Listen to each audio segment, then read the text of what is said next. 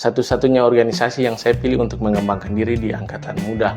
Banyak sekali potensi kader yang juga merupakan teman-teman perantau. Mereka datang dari latar belakang kultur, budaya yang berbeda-beda.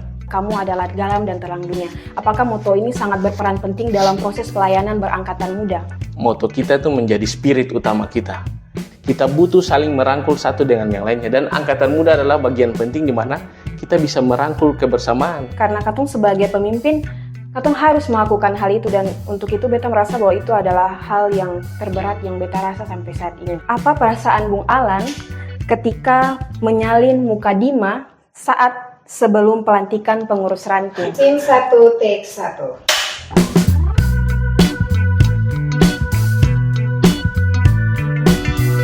Welcome to Golden Key, the history of First Tiberias Podcast. Halo Sobat Muda, tahun baru, semangat baru, harapan baru, dan tentunya harapan dan iman harus semakin bertumbuh. Welcome to the Golden Key Podcast cabang Tiberias 1 bersama saya Milenda Polnaya yang akan menemani Anda dalam podcast episode ke-6 kali ini. Layaknya sebuah kapal tanpa adanya nahkoda, maka kapal tersebut tidak dapat berjalan dengan baik. Begitupun dengan sebuah organisasi tanpa adanya seorang pemimpin. Nah teman-teman, di podcast kali ini kita telah kehadiran salah satu narasumber yang luar biasa dalam pencapaian pelayanan IMGPM terkhususnya dalam cabang Tiberias 1. Dan tak perlu berlama-lama lagi teman-teman, inilah dia Ketua Cabang Tiberias 1 Bung Alan Pribadi Farfar. Halo Bung Alan, selamat malam. Selamat malam teman-teman pemuda. Apa kabar Bung Alan? Puji Tuhan, kabar baik. Ya, puji Tuhan teman-teman. Ini merupakan salah satu kehormatan karena Bung Alan boleh hadir bersama-sama dengan kita di sini. Dan di saat ini kita akan membahas mengenai tentang pengalaman berangkatan muda dari Bung Alan sendiri. Dari dahulu sampai saat ini menjadi seorang Ketua Cabang Tiberias 1 yang sudah berjalan kurang lebih 2 periode. Betul Bung Alan? Benar sekali. Ada pepatah yang mengatakan bahwa tak kenal maka tak sayang. Pasti teman-teman di sini semua ingin mengenal lebih dalam dengan pribadi dari Bung Alan sendiri. Nah, teman-teman, untuk diketahui bersama bahwa Bung Alan ini memiliki nama lengkap Bung Alan Pribadi Farfar. Betul Bung Alan? Benar sekali. Yang biasa kita sapa Bung Alan. Nah, tempat tanggal lahir sendiri dari Bung Alan sendiri yaitu Ambon, 27 September tahun 1991. Dan hobi dari Bung Alan sendiri ini sangat menarik teman-teman. Bung Alan memiliki hobi yaitu bermain futsal dan juga menggambar. Betul Bung Alan? Benar sekali. Ini merupakan salah satu talenta yang luar biasa yang Tuhan berikan bagi Bung Alan sendiri. Nah, pasti teman-teman di sini sangat tertarik terkait dengan track recordnya Bung Alan selama berangkatan muda di cabang Tiberias 1. Mungkin Bung Alan bisa menjelaskan kepada teman-teman track record dari berangkatan muda dari Bung Alan sendiri. Iya, terima kasih Usi Milen selaku host. Saya ingin menyapa teman-teman pemuda dulu. Shalom. Shalom. Beraktivitas di Angkatan Muda ini tidak terasa sudah dimulai dari tahun 2007. Jadi sudah hampir 17 tahun lebih saya beraktivitas di Angkatan Muda dan menjadi pengurus ranting, dimulai dari ranting Sion, menjadi ketua bidang 1 itu pada tahun 2014 sampai 2016, kemudian menjadi ketua ranting Sion periode 2017-2020. Kemudian saya juga menjadi pengurus cabang, dan ketika jadi pengurus cabang itu langsung dipilih menjadi ketua cabang periode 2020-2022, dan sekarang saya ada di periode kedua menjadi ketua cabang di periode 2024-2026. Jadi memang hampir setengah waktu hidup saya ini didedikasikan di Angkatan Muda. Karena tahun ini saya akan menginjakan kaki di usia 34 tahun dan tidak terasa 17 tahun sudah bergelut di Angkatan Muda Gereja Protestan Maluku. Iya, jadi teman-teman, seperti yang sudah dijelaskan oleh Bung Alan sendiri bahwa track record perjalanan berangkatan muda Bung Alan sendiri ini sudah terjalan selama 17 tahun. Perjalanan yang sangat panjang dalam mengenal sebuah angkatan muda ya Bung Alan. Nah, selama mengenal angkatan muda kurang lebih 17 tahun, apa yang Bung Alan rasakan setelah kurang lebih 17 tahun mengenal angkatan muda? Adakah hal-hal yang dirasa berbeda dari dahulu pada saat pertama kali masuk ke dalam angkatan muda sampai sekarang menjadi seorang ketua cabang Tiberias 1 yang jalan sudah hampir 2 periode ya Bung Alan? Iya, benar sekali. Jadi memang sebuah organisasi itu senantiasa bertransformasi menghadapi tantangan zaman. Dan memang tantangan yang dihadapi angkatan muda hari ini sama dengan organisasi lainnya, yaitu ketika perkembangan teknologi informasi menjadi kebutuhan dari kita, tanpa terasa juga angkatan muda bertransformasi. Kalau dulu itu angkatan muda itu kita lebih ke pertemuan langsung bersama kader face to face. Dulu mau kasih informasi apa kepada teman-teman, harus kita bertatap muka, baru mengajak teman-teman secara langsung ya. Banyak sekali aktivitas yang perlu pertemuan-pertemuan fisik. Tetapi sekarang ketika terjadi perkembangan teknologi informasi, tanpa terasa kita bisa menggerakkan kader itu melalui sosial media. Kita bisa mengarahkan kader melalui platform-platform lain. Mungkin yang paling intensif kita komunikasi itu di WA group. Pasti hampir semua ranting kepengurusan cabang maupun kepengurusan daerah, semua kita berafiliasi dalam sosial media, khususnya WhatsApp group ya, Usimilen. Dan Bung Alan, terlihat dari perjalanan Bung Alan berangkatan muda yang sangat sudah lama, tentunya pasti Bung Alan sudah mengenal angkatan muda, sangat mendarah daging dalam diri Bung Alan sendiri. Nah, berbicara soal organisasi, tentunya bukan hanya organisasi pelayanan angkatan muda saja yang ada di dalam kehidupan para pemuda saat ini. Banyak juga organisasi yang ada di luar angkatan muda. Nah, menurut Bung Alan sendiri, kira-kira apa yang membedakan organisasi-organisasi di luar pelayanan gereja dengan angkatan muda? Kalau menurut pandangan saya pribadi ya, karena memang setelah saya menyelesaikan studi dulu, saya satu-satunya organisasi di mana saya beraktivitas itu hanya angkatan muda saja. Jadi angkatan muda ini sepertinya menjadi organisasi tunggal pengembangan diri, karena mungkin banyak waktu saya juga terserap untuk bekerja ya. Jadi tidak ada banyak waktu lain untuk berorganisasi, tapi satu-satunya organisasi yang saya pilih untuk mengembangkan diri di angkatan muda. Saya merasa angkatan muda ini kan, karena kalau kita lihat dari wilayah pelayanan kita kan dibentuk dari tingkat ranting, cabang, dan kita ini adalah organisasi teritorial di mana kita diutus dalam satu lingkungan, dibentuk dalam satu lingkungan, sehingga aktivitas kita dan pertemuan kita itu tidak hanya sebatas pertemuan-pertemuan organisasi, tetapi dalam aktivitas keseharian pun pasti kita ketemu teman-teman di ranting, pasti hampir setiap hari kita ketemu, dari bangun pagi kan, di luar aktivitas-aktivitas kerja ataupun sekolah, pasti kita ketemu di dalam lingkungan kita. Jadi memang angkatan muda ini yang membedakan dia dengan organisasi lainnya, yang paling saya lihat yang paling dominan itu karena kita tinggal dalam satu lingkungan yang sama. Hanya saja memang kalau di cabang Tiberias 1 ini kita punya karakteristik tersendiri, karena cabang Tiberias 1 ini kan ada di daerah lingkar kampus Universitas Patimura maupun Politeknik Negeri Ambon. Jadi banyak teman-teman kita, teman-teman kader kita ini yang karena merantau untuk melanjutkan studi, mereka datang ke Ambon untuk melanjutkan studi dan memilih tinggal di wilayah pelayanan kita di sekitaran wilayah pelayanan cabang Tiberias 1, sehingga memang banyak sekali potensi kader yang juga merupakan teman-teman perantau. Tidak ansi merupakan anak-anak yang lahir dan tumbuh besar di lingkungan ini saja, tapi mereka datang dari latar belakang kultur, budaya yang berbeda-beda. Iya, Bung Alan. Selanjutnya kalau berbicara soal peningkatan karakter atau pembentukan karakter sendiri, menurut Bung Alan, apakah angkatan muda ini sangat berpengaruh terhadap pembentukan karakter dari seorang pemuda Kristen? Kalau kita di angkatan muda ini kan dituntut yang pertama itu, moto kita itu menjadi spirit utama kita. Jadi Kristus telah menjadi teladan dan kita harus menjadi garam dan terang dunia. Sehingga memang tujuan utama kita adalah, kalau tadi Usimilen arahkan kita bahwa itu kita bagaikan kapal kan, jadi memang kita diarahkan untuk bagaimana bisa membawa teman-teman ini dari situasi sekarang ke tujuan yang ingin kita tuju bersama. Dan pembentukan karakter ini menjadi kunci dari pengembangan diri. Teman-teman sekalian, sangat manusiawi seseorang itu kadang ketika dia belum berorganisasi, dia punya dominan egonya untuk pengembangan diri sendiri. Jadi memang bahkan kita ini juga adalah, setiap manusia yang terlahir ini kan bagian dari sebuah orang-orang yang berhasil memenangkan sebuah perlombaan. Kita adalah sel-sel sperma yang berhasil sampai pada sel telur sehingga berhasil dibuahi dan lahirlah manusia. Sehingga memang sangat kodrati ketika seorang manusia itu tumbuh pada egonya ingin memenangkan setiap kompetisi. Masuk ke dalam sebuah organisasi ini menjadi sebuah bagian penting. Artinya bahwa kita tidak bisa terus berkompetisi dalam kehidupan. Kita juga butuh untuk membangun kehidupan sosial.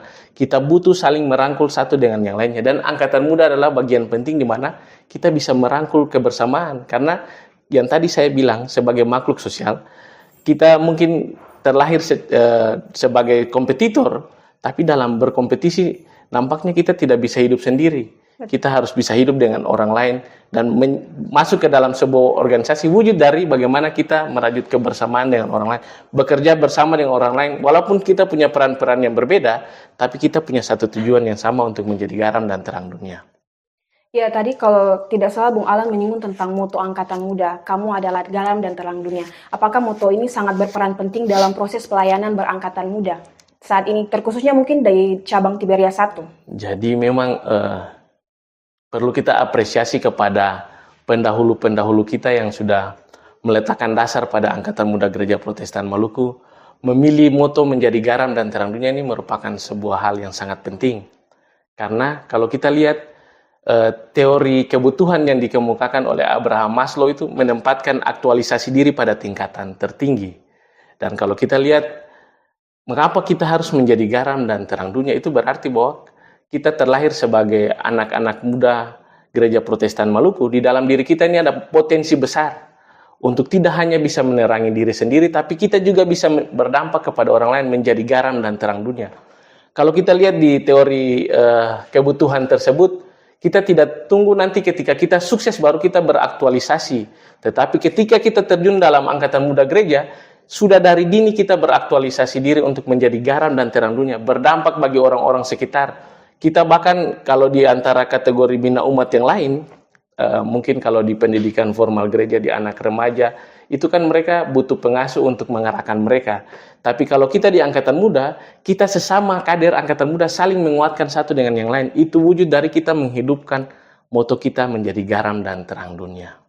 Ya, Bung Alan melihat dari perjalanan Bung Alan berangkatan muda yang sudah sangat lama. Kalau dilihat dari perjalanan berangkatan muda dari masa lalu hingga masa kini, dilihat dari jenjang periodisasi yang terus berubah-ubah. Apakah menurut Bung Alan sendiri ada hal-hal yang berubah atau sampai saat ini angkatan muda khususnya di cabang Tiberias 1 masih sama saja? Ataukah justru sekarang semakin berkembang? Bagaimana Bung Alan? Iya, Usi Milen, terima kasih. Saya rasa ini merupakan sebuah pertanyaan yang penting untuk kita refleksikan bersama. Jadi perkembangan angkatan muda ini pasti mengalami perubahan. Tadi kalau sudah saya sampaikan di awal bahwa angkatan muda ini bertransformasi kan, karena memang tantangan pelayanan kita ini terus berubah, lingkungan kita terus berubah. Jika kita tidak berubah, maka angkatan muda ini akan terhempas oleh perubahan itu sendiri. Sehingga memang ada banyak hal yang berubah. Sekarang kita lebih mampu bertransformasi dengan transformasi teknologi informasi. Semisal hari ini di banyak sekali referensi-referensi yang mungkin kita belum bisa menemukan kebenaran yang valid dari postingan-postingan di sosial media, tetapi teman-teman di cabang Tiberias 1 bisa menggagas sebuah podcast. Ini merupakan sebuah bagian penting di mana kita mengisi postingan-postingan yang positif, memberikan edukasi kepada teman-teman kader. Hanya saja kita bagaimana meramunya sehingga lebih kreatif supaya teman-teman potensi kader ini lebih tertarik dengan postingan kita. Karena memang akhir-akhir ini waktu kita tuh kan habis hanya untuk scroll-scroll sosial media. Kalau kita tidak menghujani sosial media dengan postingan-postingan angkatan muda, saya rasa nanti teman-teman potensi kader ini akan larut pada postingan-postingan yang justru masih menjadi masalah-masalah klasik sampai hari ini. Walaupun perkembangan teknologi informasi sudah begitu maju, tapi kita masih bertumpu pada permasalahan-permasalahan klasik yang belum mampu kita selesaikan, karena kesanalah kita diutus, seperti miras, narkoba, pornografi, kekerasan, judi. Bahkan sekarang dengan adanya transformasi digital, ada banyak-banyak modus kejahatan-kejahatan baru, dan itu bukan sesuatu yang tabu untuk kita bicarakan. Semisal target dari teman-teman yang terlibat dalam prostitusi online itu teman-teman pemuda, dan ini adalah masalah-masalah yang sangat konteks hari ini yang harus kita sadari bersama. Sehingga ketika teman-teman mau terlibat lebih jauh dengan angkatan muda, karena di wadah inilah kita bisa saling menasihati. Tidak mungkin saya bertemu dengan teman satu di luar lalu saya bilang jangan bikin ini, jangan bikin itu. Lalu dia merasa, Anda siapa mau mengganggu hidup saya? Anak-anak muda kan egonya kan tinggi, tidak mau ditegur. Tapi melalui kita terlibat dalam satu organisasi yang saling membangun, saling menguatkan di angkatan muda, kita bisa menegur satu dengan yang lain. Apalagi kalau kita bersinergi dengan gereja, misalnya ada banyak majelis atau pendeta yang datang berkhotbah pada ibadah-ibadah angkatan muda, kan di sana kita bisa semakin diisi. Iya, Bung Alan. Nah, teman-teman, menjadi seorang ketua cabang tentunya bukan hal yang mudah ya, Bung Alan, apalagi sudah menjalani kurang lebih hampir 2 periode. Nah, pasti teman-teman di sini ingin tahu pengalaman Bung Alan selama menjabat menjadi ketua cabang. Awalnya apakah ada hal-hal yang terasa berat untuk dijalankan atau tantangan-tantangan apa saja yang dirasakan setelah menjadi ketua cabang? Apalagi sudah berjalan hampir 2 periode ini, Bung Alan. Ini juga pertanyaan yang sangat menarik ya, teman-teman ya. Kalau menurut saya pribadi, yang paling susah dulu itu jadi ketua ranting sebenarnya. Karena ranting itu merupakan fondasi dari pengembangan kader, pembentukan kader. Di ranting itu, teman-teman kita itu baru pertama terlibat di angkatan muda pasti masuknya lewat ranting.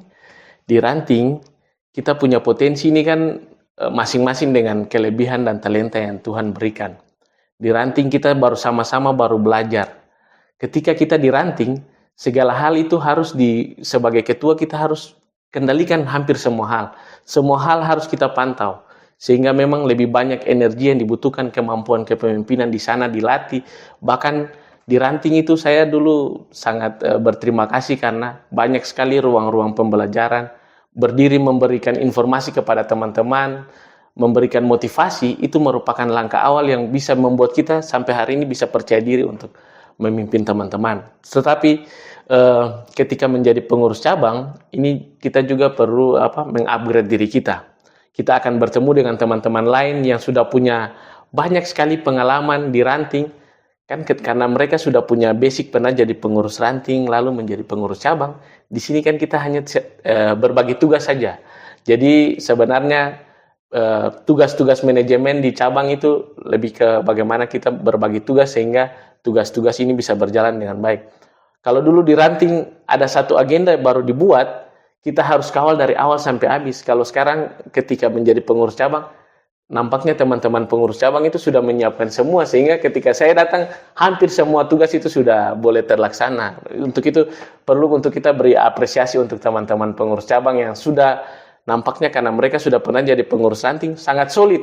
Mereka sangat profesional untuk menjalankan tugas mereka masing-masing. Mungkin teman-teman bisa beri aplaus untuk pengurus cabang Tiberias 1. Iya, Bung Alan, selama menjadi seorang pemimpin, tentunya pasti itu hal yang tidak mudah untuk dijalankan sampai saat ini. Mungkin kalau tadi Ketong berbicara soal tantangan-tantangan, pasti ada hal-hal menarik juga yang Bung Alan rasakan selama menjadi Ketua Cabang Tiberias 1. Dan mungkin momen-momen itu menjadi titik balik bagi Bung Alan sendiri untuk lebih mencintai angkatan muda. Mungkin bisa di-share kepada teman-teman terkait dengan momen-momen tersebut, Bung Alan? Iya, jadi teman-teman semua sebelum saya share pendapat saya terkait pertanyaan ini ya, ada satu hal penting yang ingin saya ceritakan sebenarnya. Jadi dulu ketika saya melanjutkan kuliah, jadi saya masuk angkatan muda itu di tahun 2007. Tapi di 2009 saya menempuh pendidikan tinggi sehingga saya tidak terlibat di angkatan muda itu hampir 4 tahun. Ketika saya selesai studi, saya balik ke Ambon lagi. Kebetulan saya studinya di luar Ambon, saya baliknya ke Ambon tahun 2013. Saya itu merasa menjadi asing di lingkungan saya sendiri.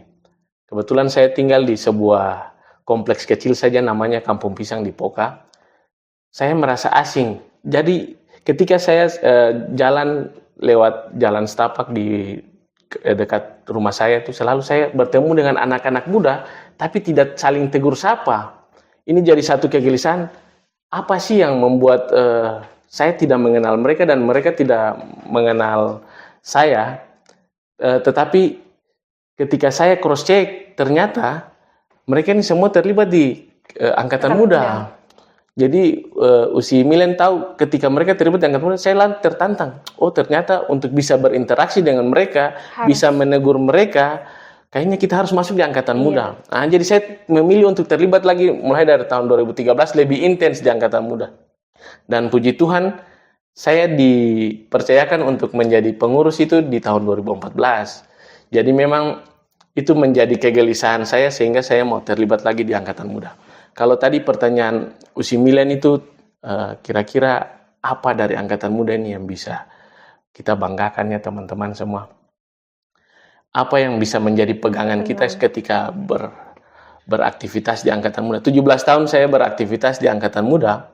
Hari ini merupakan kesempatan berbahagia yang bisa saya ungkapkan melalui podcast ini. Saya berterima kasih karena menjadi pengurus ranting sampai hari ini boleh menjadi ketua cabang. Saya punya ruang untuk diberikan kesempatan berdiri di depan, berbicara kepada teman-teman, itu secara tidak langsung memupuk kepercayaan diri saya. Tanpa terasa, kemampuan-kemampuan berorganisasi kita ini juga turut mendukung kemampuan-kemampuan kita bekerja. Jadi kebetulan saya bekerja di dunia pemerintahan, itu juga menjadi kepercayaan diri saya ketika diberikan tugas. Karena saya mampu melakukan di unit kecil di angkatan muda, maka itu juga saya adopsi untuk di tempat kerja saya. Memupuk kepercayaan saya untuk berdiri di depan ketika diberikan tanggung jawab. Karena ketika kita tidak mempersiapkan diri, kadang ketika peluang itu datang, bisa saja peluang itu terbuang dengan percuma. Jadi teman-teman semua pakai ruang-ruang yang ada di angkatan muda, kesempatan-kesempatan yang tidak semua orang bisa dapatkan. Kesempatan untuk berbicara di depan, kesempatan untuk merangkul teman-teman lain, mengasah kemampuan kepemimpinan kita, itu juga akan berguna bukan hanya pada tempat di mana kita berorganisasi, tetapi juga di ruang-ruang kerja kita, bahkan dalam kehidupan kita bermasyarakat maupun bernegara. Baik teman-teman, dari penjelasan Bung Alan sendiri, secara tidak langsung menjelaskan kepada kita bahwa Angkatan Muda ini menjadi salah satu tempat pelayanan pembentukan karakter yang tentunya sangat mempersiapkan diri kita supaya dapat ditempatkan dimanapun kita berada menjadi pribadi yang lebih siap dan tangguh menjalani tugas dan tanggung jawab, Bung Alan. Nah, Bung Alan, ada pertanyaan terakhir yang menurut saya mungkin sangat mencengangkan bagi Bung Alan. Pertanyaan ini mungkin agak sedikit lucu sebenarnya. Pertanyaannya, apa perasaan Bung Alan ketika menyalin mukadimah saat sebelum pelantikan pengurus ranting? Jadi memang ini... Kalau boleh diceritakan mungkin di ranting mana tuh Bung Alan momen tersebut terjadi? Jadi teman-teman semua, sahabat pemuda, memang dinamika dalam berorganisasi itu terkadang tidak bisa kita kendalikan. Ada saja hal-hal yang terjadi di luar ekspektasi kita ya. Jadi itu terjadi ketika di periode pertama saya menjadi pengurus cabang pada saat momen pelantikan ranting Solafide, ranting Immanuel, ranting Immanuel. Jadi waktu itu sekretaris cabang waktu itu Bung Joseph Barens, dan biasanya ketika kita, jadi tadi yang saya sudah sampaikan di awal, di cabang itu enak karena sudah ada pembagian tugas yang baik sehingga tidak perlu ketua mendrive semua hal. Kita percayakan dengan sungguh Bung Sekcap untuk siapkan semua administrasinya. Jadi kita sudah siap untuk ibadah mau pelantikan. Kan saya sudah masuk ibadah, mengikuti prosesi ibadah, berjalan sudah dekat ibadah sudah mulai. Saya, kok Bung Sekcap belum hadir juga kan? Jadi saya gelisah juga, ini mau ibadah tapi Bung Sekcap belum hadir. Saya ingat betul yang pimpin ibadah waktu itu Ibu Pendeta Yeti Ubra. Dan saya, kayaknya ini ada yang tidak beres ini. Kebetulan waktu itu Ketua Bidang 4, Bung Acel Rinuga, ada bersama-sama dengan saya. Lalu saya minta tolong Bung Acel, karena kita sudah coba telepon Bung Joseph Barens, tapi Bung Ocep ini nampaknya tidak ada kabar. Bung Ocep ini lebih akrab kita sapa Bung Ucok. Oh, Bung Ucok. Saya boleh minta tolong. disapa dulu Bung Ucoknya. Oh ya, kebetulan Bung Ucok ada. Hai Bung Ucok. Ini merupakan nostalgia ya, kita bernostalgia di periode pertama kita menjadi pengurus cabang. Jadi saya minta tolong Bung Acel untuk pergi cek langsung Bung Ucok ini adanya di mana ini. Kebetulan kan lagi hujan, waktu itu lagi hujan. Bung Acel pergi cek Bung Ucok. Saya karena saking gelisahnya, saya langsung berjalan ke konsistori. Di sana saya langsung minta pena sama kertas. Mukadima itu langsung saya tulis tangan saja. Karena semua ada di Bung Ucok. Bukan hanya Mukadima, tapi SK pelantikan juga saya tulis tangan. SK pelantikan itu saya tulis tangan. Tulis dalam ketakutan, karena kan di konsistori kan kita bisa dengar suara Ibu Pendeta yang lagi pimpin ibadah kan.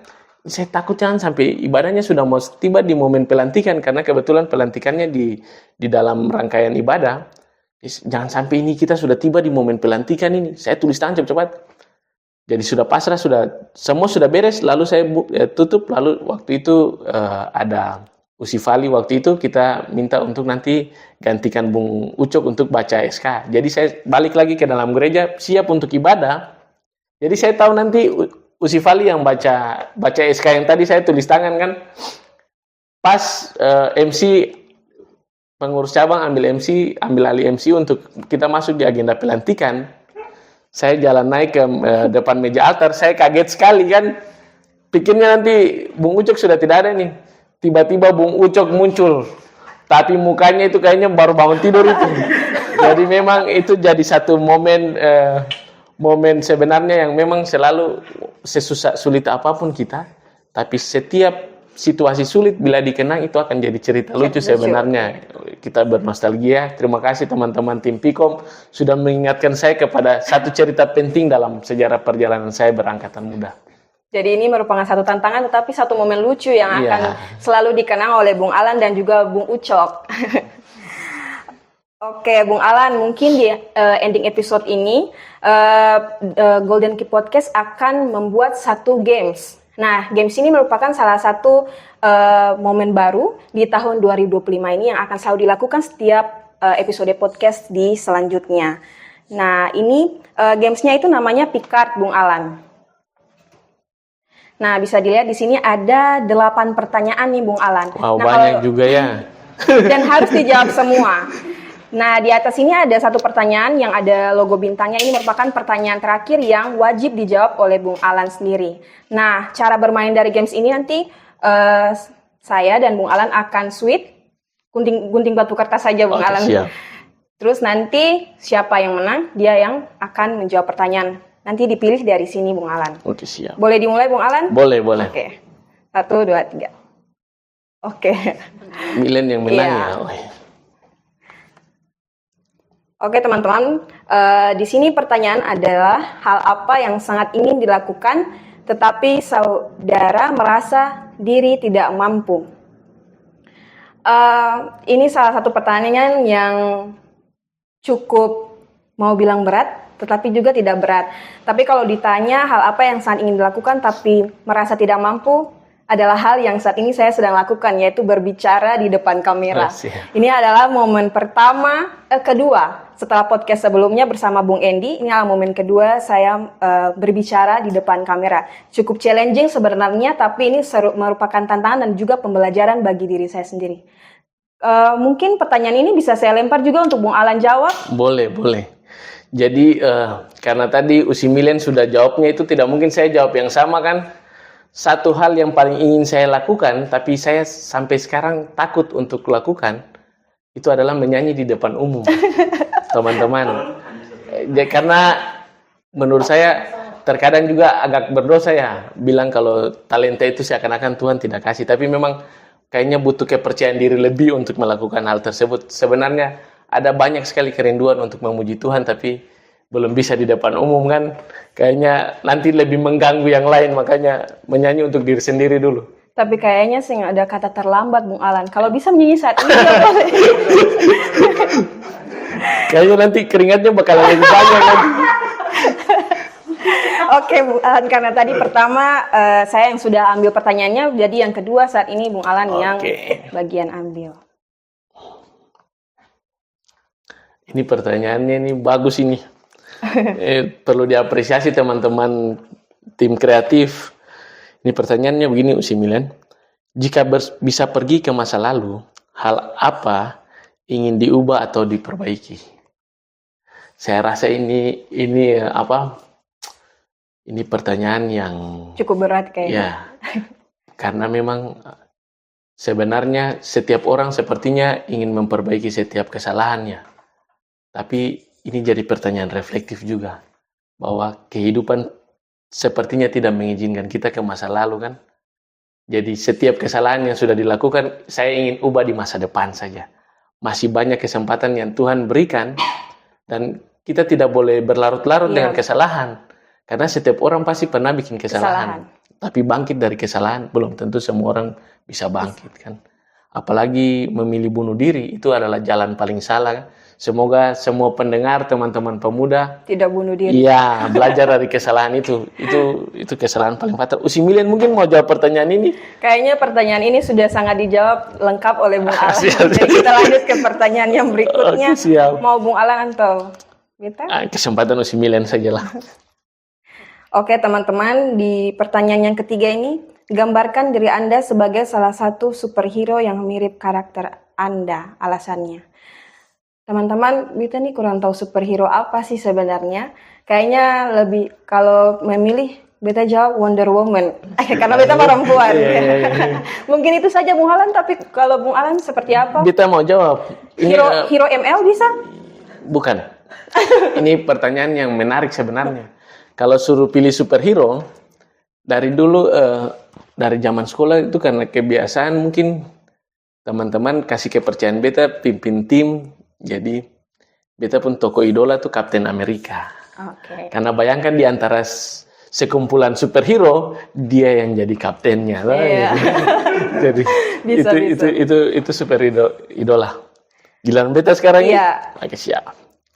Semoga lebih memilih menjadi pengurus ranting atau cabang, ataukah menjadi ketua. Alasannya. Teman-teman semua, ini pertanyaan yang Beta, pertanyaan yang menarik, tapi kita harus sadar bahwa hidup ini kita dibatasi dengan waktu. Jadi, ini juga pesan buat teman-teman kader semua, bahwa terkadang karena kita punya kecintaan untuk membangun ranting, kita terus menghabiskan seluruh energi dan waktu kita untuk ada bersama-sama dengan teman-teman di ranting. Lalu kita lupa bahwa menjadi pengurus cabang, naik menjadi pengurus daerah, kita juga bisa terus membangun ranting dari sana. Sehingga sebenarnya membangun ranting itu bisa dilakukan di mana saja. Tetapi jangan habiskan waktu teman-teman hanya pada ruang yang kecil. Teman-teman bisa bermanfaat lebih besar jika berada di ruang yang lebih besar. Sehingga ketika dipercayakan untuk mendapat tanggung jawab lebih, jangan takut untuk ambil. Di mana saja teman-teman diminta untuk menjadi pengurus, harus mau. Bahkan harus puji Tuhan kalau bisa sampai jadi pengurus besar ya. Teman-teman semua, mungkin itu cita-cita kita yang menjadi masuk di angkatan muda kan. Kalau mau jadi terang yang lebih banyak menerangi teman-teman yang lain, harus berada pada tingkatan yang lebih tinggi. Mungkin itu saja. Atau Usi Milian. Kebetulan Usi Milian ini kan juga ketua rantingnya aktif sekarang kan dari Ranting Shalom. Mungkin Usi Milian punya jawaban lain. Kalau tadi ditanya mau memilih apa pengurus ranting atau pengurus cabang, kalau untuk saat ini Beta memilih untuk jadi pengurus ranting karena Beta ingin membentuk Katung punya ranting supaya lebih berkembang. Begitu saja Bung Alan. Selanjutnya Beta, pertanyaannya di sini, permasalahan terberat apa yang pernah dihadapi selama ber-AMGPM? Menurut Beta, permasalahan yang paling berat dalam berangkatan muda adalah menyatukan berbagai macam pendapat dari teman-teman anggota. Kadang-kadang Katung sebagai pemimpin sing bisa untuk menyatukan berbagai pikiran, tapi karena Katung sebagai pemimpin, Katung harus melakukan hal itu, dan untuk itu Beta merasa bahwa itu adalah hal yang terberat yang Beta rasa sampai saat ini. Mungkin Bung Alan punya jawaban lain? Siap. Jadi pertanyaan ini pertanyaan penting sebenarnya untuk kita refleksikan masing-masingnya. Hal yang paling berat itu adalah meyakinkan diri sendiri bahwa terang yang diberikan kepada kita itu tidak boleh mati. Dan kita juga punya tugas untuk menerangi yang lain. Karena terkadang ada banyak sekali dinamika kehidupan yang tidak bisa kita kendalikan. Mungkin saja ada kesalahan atau ada hal-hal yang membuat kita tidak mampu melanjutkan tugas dan tanggung jawab pelayanan. Kita harus bisa bangkitkan kembali, mengingat kembali semangat-semangat kita dulu, motivasi awal kita untuk ber-AMGPM. Sehingga itu bisa menjadi kekuatan kita, bukan hanya untuk mengubah orang lain, kita harus mengubah diri kita sendiri. Dan untuk menerangi orang lain, kita harus meyakinkan diri kita dulu bahwa terang yang ada pada kita ini cukup untuk menerangi yang lain. Ya, Bung Alan, selanjutnya. Ini giliran saya lagi ya. Ini kayaknya pertanyaannya banyak ini. Ada 8 teman-teman. pertanyaan, Bung Alan. Siap. Masih ada 2 lagi, Bung Alan. Hal apa yang sangat dirindukan jika sudah tidak lagi menjadi pengurus? Jadi ini pertanyaan teman-teman ini sepertinya sangat mengenali betul angkatan muda, sehingga pertanyaan-pertanyaannya sangat konteks dengan tugas dan tanggung jawab pelayanan. Jadi kita yang berangkatan muda ini kan terkadang saya selalu bilang mungkin kita adalah sekumpulan orang gila yang hari-hari ini anak-anak muda lagi main-main, tidur, mengurus seluruh hal-hal yang lain, tapi energi kita difokuskan untuk mengurus setiap agenda-agenda di angkatan muda. Bahkan kita harus kumpulkan dana, atur kegiatan, eksekusi, rangkul teman-teman. Ini merupakan satu hal yang sangat kompleks sebenarnya. Sehingga kalau tanya hal apa yang akan dirindukan lagi, saya akan bilang bahwa yang dirindukan adalah kesulitan-kesulitan dulu yang Tuhan kasih sebagai ujian untuk membentuk kita hari ini, yang akan saya rindukan beserta teman-teman pengurus yang dulu banyak sekali nostalgia yang akan kita rindukan. Kalau Usi Milen ini kan baru jadi pengurus ranting. Ini pasti punya kerinduan yang lain juga kan. Kira-kira apa Usi Milen kalau nanti saya jadi pengurus ranting lah? Ya, beta berharap sih apa yang beta selama ini tanamkan buat teman-teman pengurus, teman-teman anggota itu selalu diingat. Jadi akan bukan cuma mati untuk katong sendiri, tapi juga mati di diri dong juga begitu. Siap. Oke, selanjutnya mungkin beta. Jika bisa merubah satu hal dari diri sendiri, apa yang ingin diubah? Beta ini satu orang yang sebenarnya introvert, Bung Alan. Sangat introvert sekali, tapi beta belajar dari angkatan muda. Waktu beta masuk angkatan muda pada zaman periodisasinya Usi Eci, beta itu sangat introvert sekali, Bung Alan. Tapi ada hal yang diajarkan dari Kakak Eci sendiri bagi beta adalah beta harus bisa percaya diri. Harus bisa lakukan segala sesuatu yang ditugaskan, yang merupakan tanggung jawab. Dan dari situ beta belajar. Dan akhirnya saat ini beta bisa bicara di sini itu berkat dari angkatan muda. Mungkin itu Bung Alan. Mungkin Bung Alan punya jawaban lain. Beta melengkapi saja. Sebenarnya jawaban ini sangat penting. Jawaban ini membenarkan bahwa keberanian itu lebih penting dari pengetahuan. Karena terkadang meyakinkan diri sendiri bahwa ketemu mampu itu hal yang paling susah. Padahal mungkin ketemu punya sekumpulan pengetahuan dan kemampuan yang bisa dibagikan dengan orang lain. Tapi itu mungkin ketemu semua ini sama-sama introvert ya. Dulu memupuk rasa percaya diri itu susah. Tapi percayalah, yang ada orang yang lahir instan. Semua orang harus berproses, dan orang-orang yang mampu berproses dengan baik yang bisa tiba pada titik-titik terbaik juga. Beta yakin ini pertanyaan terakhir. Beta. Iya. Mau beta yang baca kau, si Milen yang baca? Bung Alan yang baca. Oke, siap. Kita baca teman-teman. Ini pertanyaan ini memang pas podcastnya setelah momen ini ya. Dengan kondisi kakak yang sudah menikah, lebih memilih angkatan muda atau keluarga? Apakah akan masih berkorban untuk angkatan muda? Teman-teman semua, ini pertanyaan yang sangat penting.